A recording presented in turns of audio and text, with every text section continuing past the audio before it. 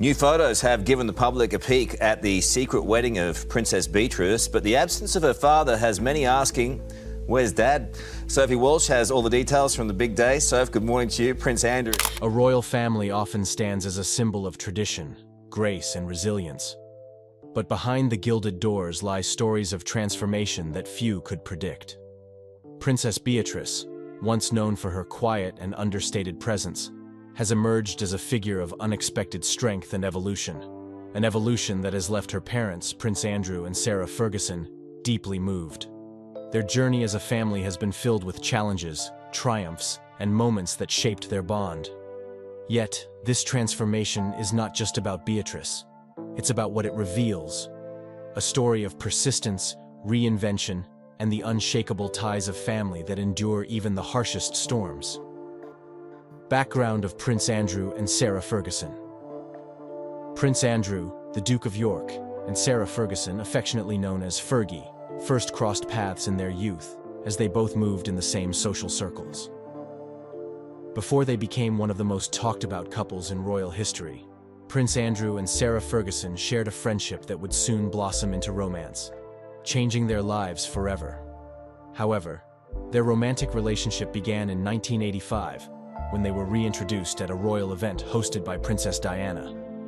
Their chemistry was immediate, and within a year, the couple was engaged. On July 23, 1986, Prince Andrew and Sarah Ferguson tied the knot in a grand ceremony at Westminster Abbey, an event watched by millions worldwide. The couple's wedding was a quintessential royal affair, lavish, joyful, and filled with symbolism. Sarah wore a stunning ivory silk gown designed by Linka Kierak, and Prince Andrew, as a naval officer, donned his military uniform. Their marriage brought a wave of optimism and excitement to the British monarchy, with Sarah's vibrant personality contrasting with the traditional image of royal life. As a royal couple, Andrew and Sarah were initially seen as refreshing and modern. Sarah's sense of humor and down-to-earth charm endeared her to the public, earning her the nickname, the Duchess of Fun. However, the pressures of royal life quickly began to strain their relationship. Prince Andrew's naval career often kept him away for long periods, and Sarah found it challenging to adjust to the scrutiny and formality that came with her royal duties. The media spotlight was relentless. Sarah's vivacious personality and occasional missteps became fodder for tabloids, who branded her as unruly and undignified compared to more reserved members of the royal family. The intense public pressure and the couple's time apart took a toll on their marriage. By 1992, they announced their separation, and their divorce was finalized in 1996. Despite the end of their marriage, Sarah and Andrew remained close friends, a rarity for divorced royal couples. One of the most remarkable aspects of Andrew and Sarah's relationship is their ability to maintain a strong bond for the sake of their two daughters, Princess Beatrice and Princess Eugenie. From the beginning, they prioritized their roles as parents, ensuring their daughters experienced a stable and loving upbringing, despite the challenges of divorce. Sarah continued to live at the family home, Royal Lodge in Windsor, even after the separation, which allowed the couple to co-parent seamlessly. Both have often spoken about the importance of family unity. Co-parenting with a royal twist, Sarah and Andrew proved that family comes first, despite the challenges of their separation. Could their model be a blueprint for others? In interviews, Sarah has expressed her deep respect and affection for Andrew, frequently calling him her best friend. Similarly, Andrew has shown unwavering support for Sarah, standing by her during difficult times, such as her financial troubles in the late 2000s. Their unusual but admirable dynamic of staying close as a family has often been praised. Holidays, birthdays, and major milestones were celebrated together, allowing Beatrice and Eugenie to see their parents as a team, despite their marital status. This unity was particularly evident during Princess Beatrice's 2020 wedding, where both parents played significant roles and beamed with pride. The Yorks' co-parenting model has also extended to their public appearances. Whether attending royal events or supporting their daughters at charity engagements, Sarah and Andrew have consistently presented a united front. This commitment to family values has endeared them to many and is a defining feature of their story. While Andrew and Sarah have largely managed to maintain a positive relationship, Prince Andrew's controversies in recent years have cast a shadow over the family. The most significant and widely publicized is his association with Jeffrey Epstein. Andrew's connection to Epstein first drew attention in the early 2010, but escalated dramatically in 2019, when allegations surfaced that Andrew had been involved in Epstein's criminal activities. A photograph of Andrew with Virginia Giuffre, one of Epstein's accusers, became a focal point of the controversy. Although Andrew has consistently denied the allegations, public scrutiny intensified following his November 2019 BBC interview, in which his responses were widely criticized as defensive and lacking empathy. The fallout from this controversy was swift and severe. Andrew stepped back from his royal duties, effectively removing himself from public life. Charities and organizations he was associated with distanced themselves, and his public image suffered significant damage. For the York family, this period has been challenging. The scandal not only affected Andrew, but also had repercussions for Sarah, Beatrice, and Eugenie. As public figures, they faced increased media scrutiny and questions about their own roles within the royal family. Despite these difficulties, Sarah and the daughters have remained steadfast in their support of Andrew. Sarah has often publicly defended him, stating her belief in his integrity, while Beatrice and Eugenie have occasionally been seen with their father at private family events, signaling their continued closeness. It's important to note that while the Epstein controversy severely impacted Andrew's reputation, it has also brought attention to broader discussions about accountability and transparency within institutions like the monarchy.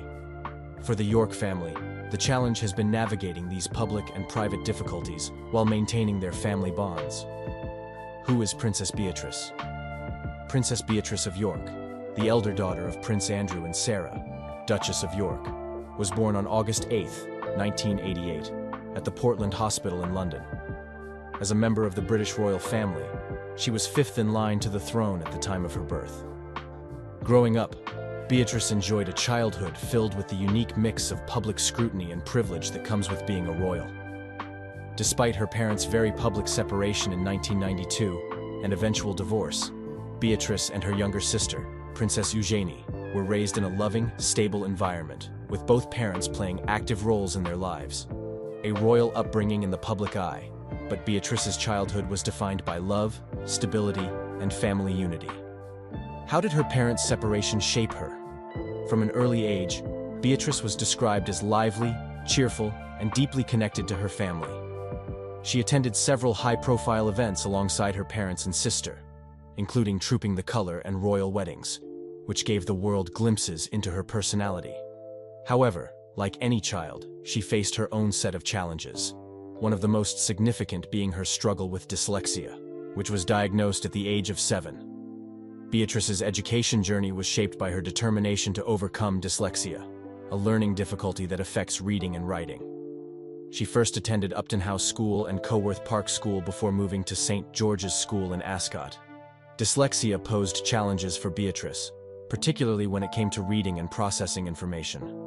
But rather than letting it hold her back, Beatrice embraced her diagnosis, leaning on the support of her family, teachers, and specialized learning tools. Throughout her school years, Beatrice worked hard to overcome the stigma often associated with learning disabilities. In interviews later in life, she credited her parents for providing constant encouragement and emphasized the importance of understanding and patience. With their support, Beatrice achieved strong academic results, proving to herself and others that dyslexia was not a barrier to success. In 2008, she graduated from St. George's with good A-level results in drama, history, and film studies. She then went on to attend Goldsmiths, University of London, where she pursued a degree in history and the history of ideas. At university, she continued to thrive, balancing her academic responsibilities with public appearances and royal engagements. Beatrice graduated in 2011 with a 2:1 degree, marking a proud moment for her and her family. Her achievements served as an inspiration to many young people facing similar learning difficulties, showcasing her resilience and determination. As a member of the royal family, Princess Beatrice's role has been slightly unconventional.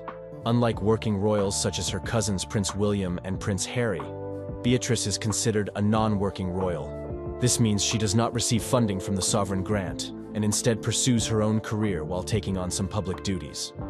This dual role required her to strike a careful balance between fulfilling her royal obligations and establishing her independence. Over the years, Beatrice has represented the royal family at numerous events, including official engagements, charity galas, and public celebrations like the Queen's annual garden parties. She has also traveled abroad on behalf of the monarchy, promoting British interests and supporting causes close to her heart. Her public role, though less prominent than other senior royals, has always been marked by a deep sense of duty and a genuine desire to help others. One of Beatrice's most notable contributions has been her advocacy for dyslexia awareness. Drawing from her own experiences, she became a patron of the Helen Arkell Dyslexia Charity, which provides support and resources for individuals with dyslexia. From personal experience to public advocacy, Beatrice is making waves as a champion for dyslexia awareness. What motivates her passion for this cause? Beatrice has spoken openly about her journey with dyslexia, highlighting the importance of early diagnosis and tailored support. Her candidness has resonated with many families and individuals dealing with similar challenges, making her a relatable and inspiring figure. In addition to her work with the Dyslexia Charity, Beatrice has supported numerous other organizations, including the Teenage Cancer Trust, the Big Change Charitable Trust, and the Royal National Institute of Blind People. Her involvement with these causes reflects her broad interests and commitment to making a positive impact.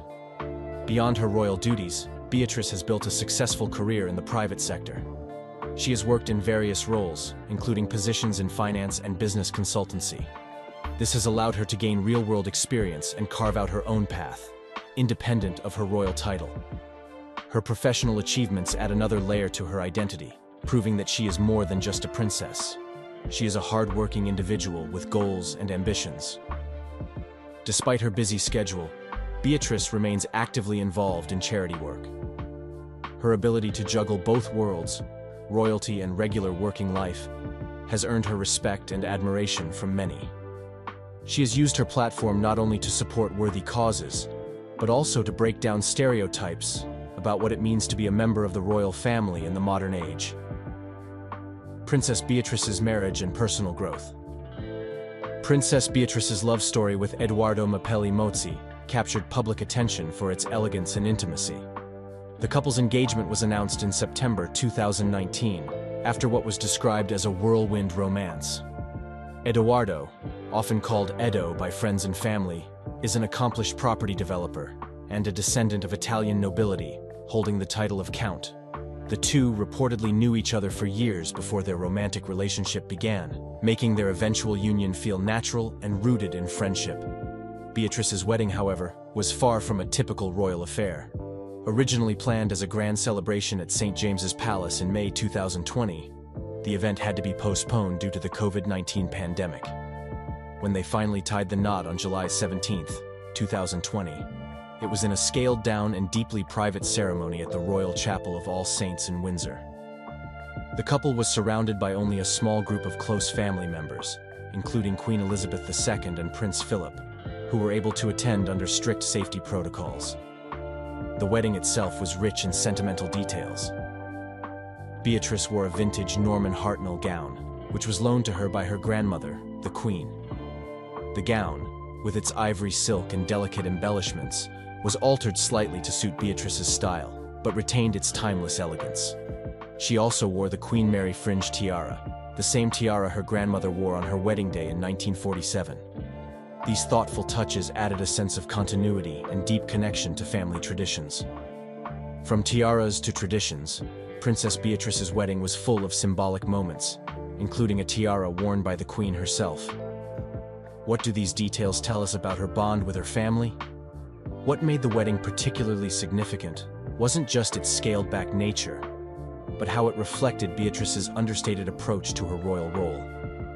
The intimate ceremony showed that even as a princess, she valued the importance of personal connections over grandeur. It was a rare and touching glimpse into a deeply private and genuine celebration of love. One of the unique aspects of Beatrice's marriage to Edoardo was her stepmother role to his son, Christopher Wolfe, affectionately known as Wolfie. Eduardo shares Wolfie with his former fiancée, Dara Huang, an American architect and designer. While stepping into the role of a step-parent can be challenging, Beatrice has embraced it with grace and warmth. Reports from close friends and family suggest that Beatrice has developed a strong bond with Wolfie.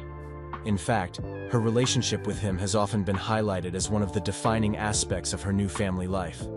Wolfie even played a special role in her wedding, acting as both a page boy and the best man, showcasing the close relationship they've built. It was clear from this inclusion that Beatrice made a conscious effort to ensure that Wolfie felt loved and included. In interviews and public statements, Beatrice has occasionally opened up about how much she values being part of Wolfie's life. While she remains respectful of his mother's role, Beatrice has spoken about the joy of helping to nurture a young, curious mind. As someone who herself overcame challenges with dyslexia, she has been particularly attuned to the importance of education and self-expression in a child's development. Her role as a stepmother has been lauded by observers as a testament to her maturity and adaptability. By all accounts, she has managed to navigate this blended family dynamic with sensitivity, making it clear that love and understanding are at the core of her relationships. In September 2021, Princess Beatrice and Eduardo welcomed their first child together, a daughter named Sienna Elizabeth Mapelli Mozzi. Her middle name, Elizabeth, is a touching tribute to Beatrice's grandmother, Queen Elizabeth II, underscoring the deep family ties that remain central to Beatrice's life. The announcement of Sienna's birth brought joy not just to the couple, but also to the wider royal family and the public, who were eager to celebrate this happy milestone. Motherhood has been a transformative experience for Beatrice. Though she has kept many aspects of her private life out of the spotlight, those close to her have noted how becoming a mother has brought her an even greater sense of purpose. Beatrice herself has hinted at this transformation in public appearances, where she has exuded a renewed sense of confidence and joy.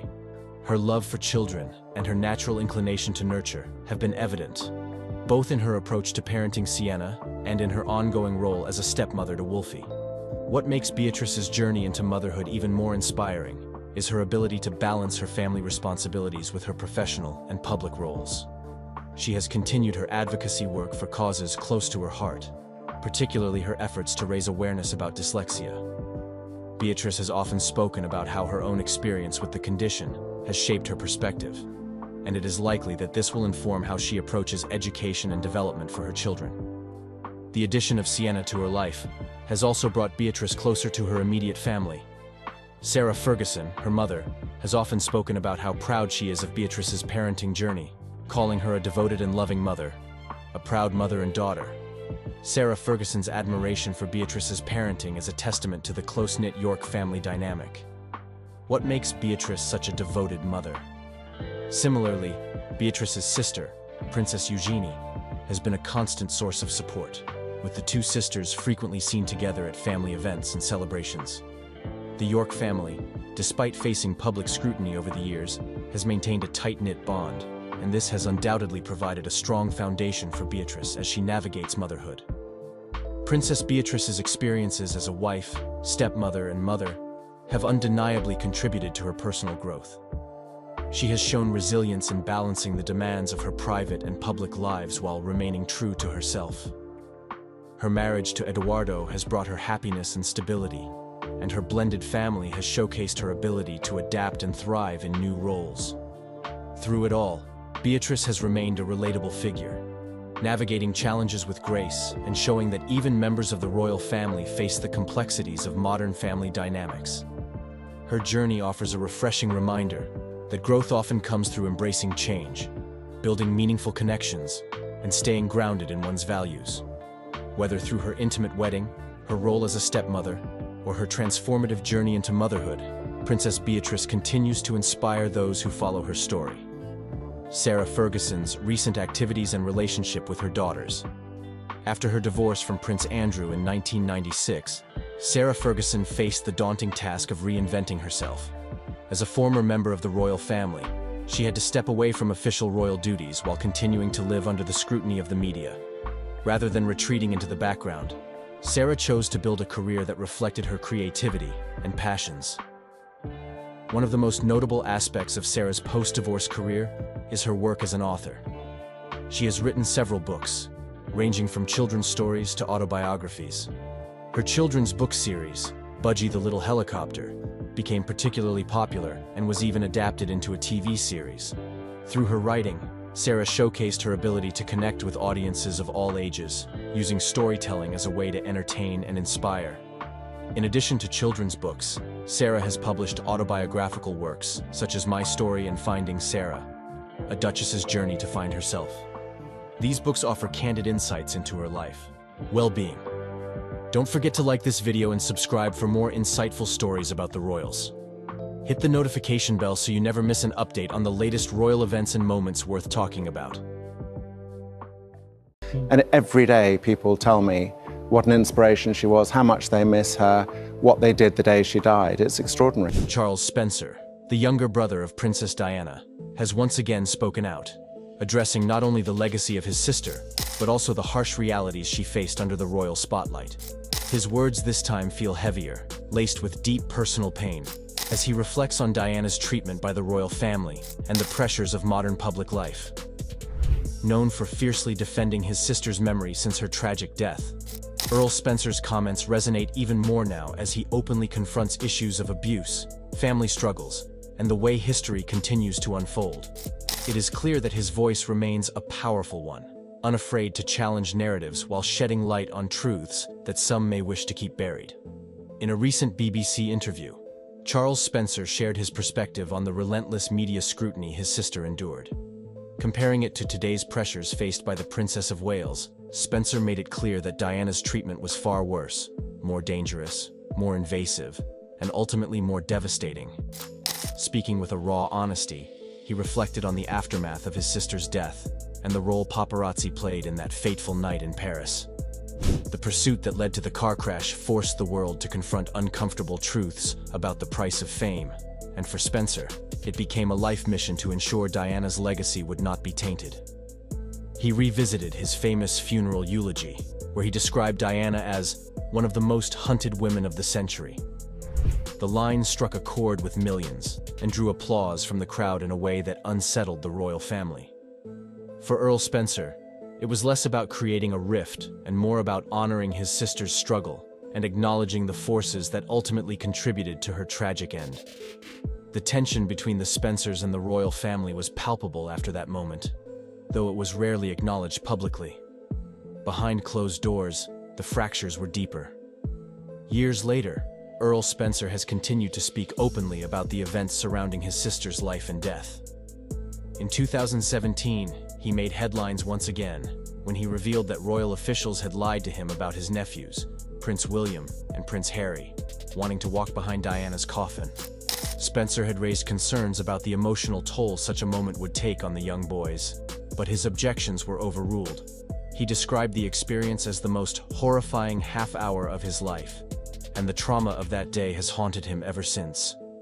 Yet even as he spoke of his own pain, he acknowledged that it would have been unimaginably worse for William and Harry, who bore the weight of the world's grief alongside their personal loss.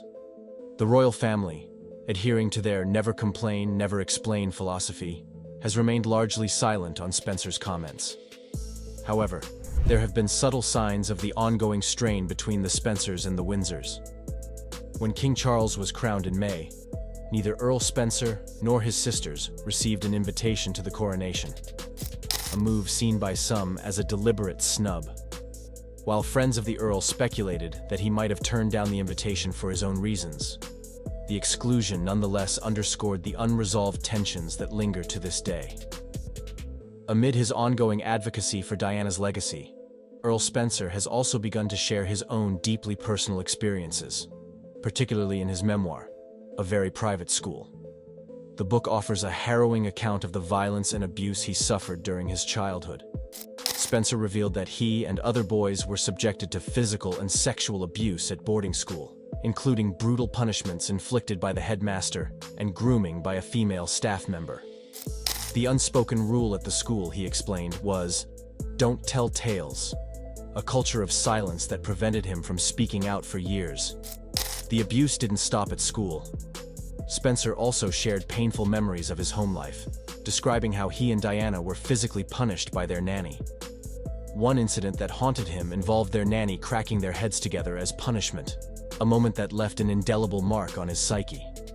These experiences, buried for years, eventually led Spencer to seek residential treatment for trauma.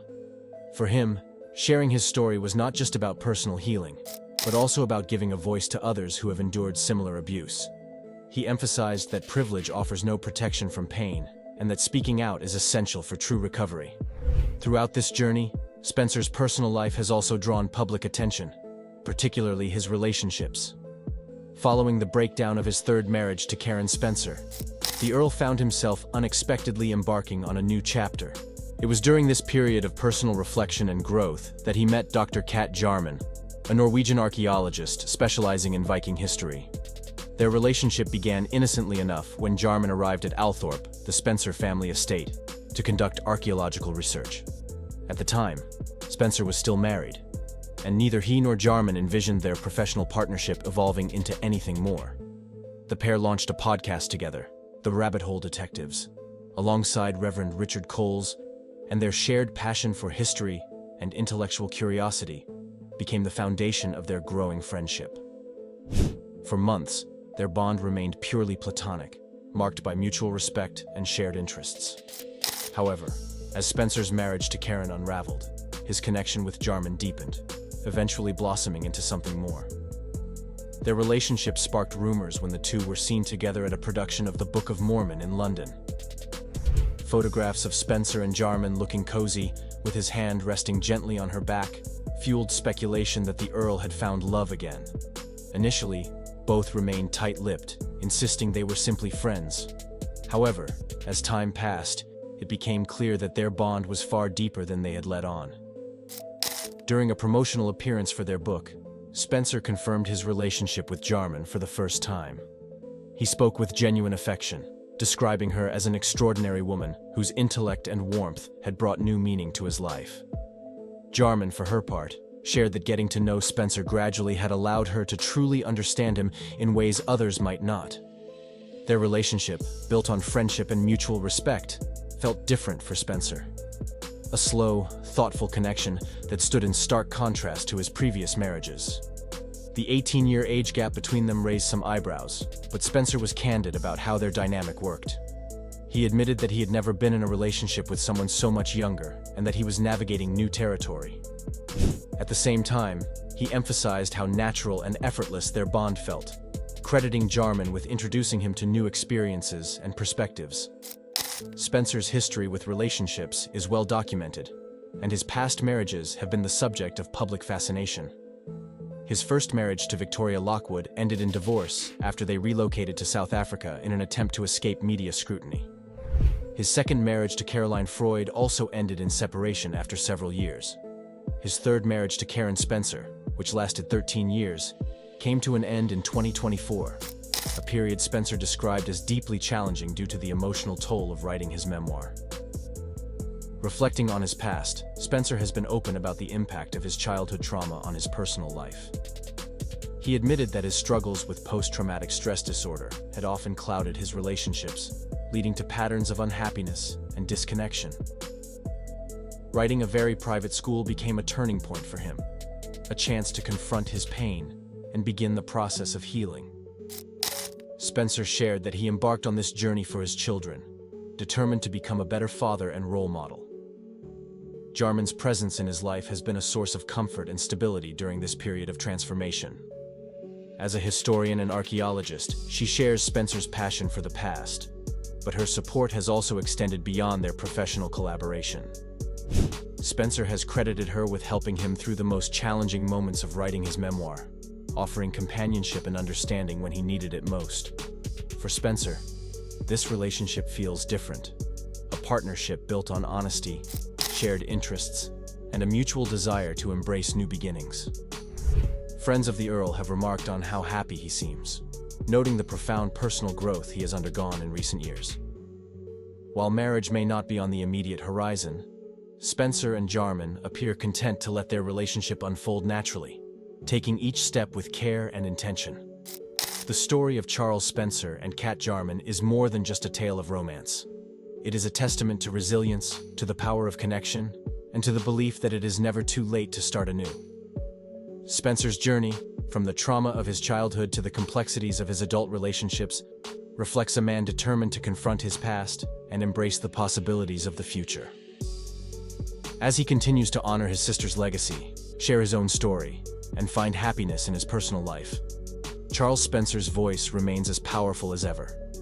His willingness to speak out, whether about Diana's struggles, his own experiences, or the challenges of modern life, serves as a reminder that even those born into privilege are not immune to pain. But in sharing those struggles, Spencer has found a path toward healing, one that inspires others to do the same.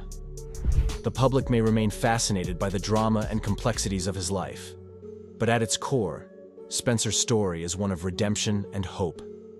It is a story about facing the truth, no matter how difficult, and finding the courage to embrace love, connection, and the promise of a better future. For Charles Spencer and Kat Jarman, their relationship is a reflection of that journey. A reminder that new beginnings are always possible, no matter the obstacles we face along the way. Princess Anne has always been the epitome of composure, choosing to stay out of the limelight and away from the headlines that often plague the royal family.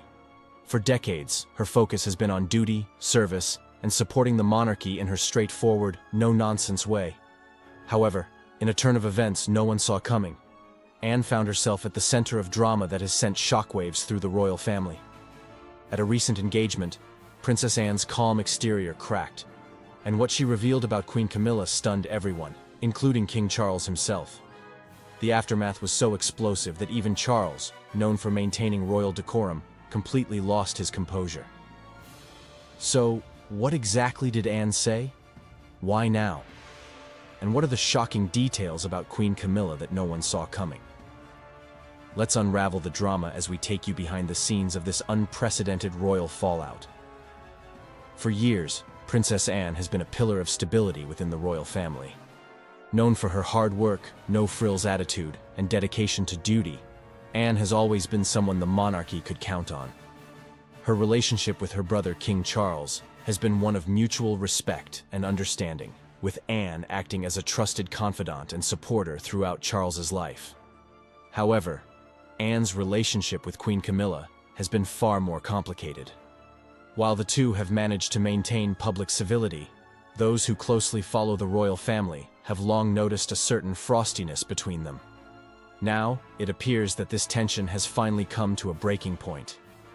It all unfolded during an official engagement at the University of London, where Queen Camilla was set to receive an honorary doctorate in literature in recognition of her work promoting literacy.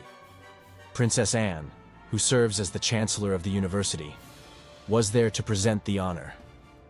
On the surface, this appeared to be just another routine royal event. The two women arrived with carefully orchestrated poise, the picture of professionalism as they greeted guests and posed for photographs. Yet, those who observed closely sensed an underlying tension that would later explode behind closed doors. Upon arriving at the ceremony, an interaction occurred that spoke volumes. In a rare moment of awkwardness, Queen Camilla gestured for Anne to enter the room first, seemingly out of respect for Anne's role in the university. The fallout from this incident has reportedly caused significant tension behind palace walls. King Charles, who has worked tirelessly to present a united front since ascending the throne, is said to be deeply concerned about the implications of Anne's confrontation. The royal family has always been mindful of its public image, and any hint of discord threatens to undermine the stability and continuity that Charles is striving to maintain. For Anne to challenge Camilla so publicly, even if behind closed doors, risks exposing fractures within the family that the monarchy cannot afford. At the same time, many royal watchers have expressed sympathy for Anne, applauding her for speaking her mind and standing up for the values she holds dear. Anne has always been seen as someone who puts duty above all else, and her willingness to voice her concerns, even at the risk of causing conflict, reflects her deep commitment to the monarchy. While her actions may have caused a stir, they also highlight the very real challenges facing the royal family as it navigates this new era. As for Camilla, she has remained characteristically silent in the wake of the incident. Over the years, Camilla has developed a reputation for handling criticism with quiet resilience, a trait that has served her well as she transitioned into her role as queen consort. Despite the lingering tensions with Anne, Camilla is unlikely to address the matter publicly, choosing instead to focus on her duties and the support of her husband, King Charles. The question now is what comes next for the royal family. Will Anne and Camilla be able to put their differences aside and present a united front? Or will this incident deepen the rift between them, creating further challenges for King Charles as he seeks to solidify his reign? Only time will tell, but one thing is certain. This moment has revealed a side of Princess Anne that few have ever seen. Her willingness to confront Camilla and speak her truth, even in the face of royal tradition, underscores the complexities of the relationships within the royal family. For those who follow the monarchy closely, this incident serves as a reminder that behind the crowns and titles, the royal family is, at its core, just that, a family. Like any family, they are not immune to disagreements, frustrations, and moments of tension. While they may strive to maintain a flawless public image, moments like this reveal the humanity beneath the surface. Princess Anne's actions may have shocked the public, but they also reflect the weight of her role and the principles she has upheld throughout her life. As the royal family moves forward, all eyes will be on Anne, Camilla, and Charles to see how they navigate this unprecedented situation. Will they find a way to reconcile, or will this incident mark a turning point in their already fragile relationship? One thing is certain: the monarchy is entering a new chapter, and the dynamics between its most prominent members will play a crucial role in shaping its future. For now, the world waits to see how this royal drama will unfold, and what it means for the family that has captured the world's attention for generations. Anne, ever the stickler for protocol, politely declined, instead allowing Camilla to proceed. For those unfamiliar with royal rules, this might seem insignificant, but it was a clear nod to the hierarchy of precedence that defines the royal family. As queen consort, Camilla technically outranks Anne, and Anne's gesture, while polite, was a pointed reminder of that fact. It was a small moment, but one that hinted at the underlying tensions simmering between the two women. The ceremony itself went off without a hitch. Camilla received her honorary degree with a smile, and Anne fulfilled her duties with her signature efficiency. Photographs of the event captured both women appearing cordial, their expressions neutral and composed. Yet, as the ceremony ended and the cameras stopped flashing, the atmosphere reportedly shifted. Away from the public eye, in the privacy of the event's reception area, Anne and Camilla had an exchange that shocked those in attendance. According to insiders who witnessed the moment, Anne's demeanor changed as she confronted Camilla in a way that few have ever seen.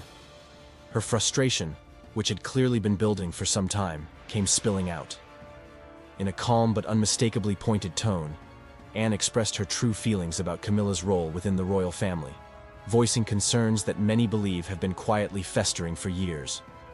What Anne said was reportedly so blunt and unfiltered that those nearby were left stunned. While the exact words are not yet public, sources close to the palace suggest that Anne questioned Camilla's suitability for her position as queen consort and accused her of overstepping boundaries within the royal hierarchy. What makes this moment so shocking is not just the content of Anne's remarks, but the fact that she said them at all. Princess Anne is not one to engage in public drama. She has spent her life dutifully upholding the monarchy, carefully avoiding unnecessary scandals or controversies. For her to openly confront Camilla suggests that her feelings on the matter have reached a breaking point. It also reveals deeper tensions within the royal family, tensions that have likely been exacerbated by recent changes under King Charles's reign. When news of Anne's confrontation reached King Charles, his reaction was said to be one of disbelief and anger. Charles has always been close to Anne, relying on her support and loyalty, particularly as he transitioned into his role as king. For Anne to publicly challenge Camilla in such a way was seen not just as a personal affront, but as a threat to the image of unity Charles has worked so hard to project.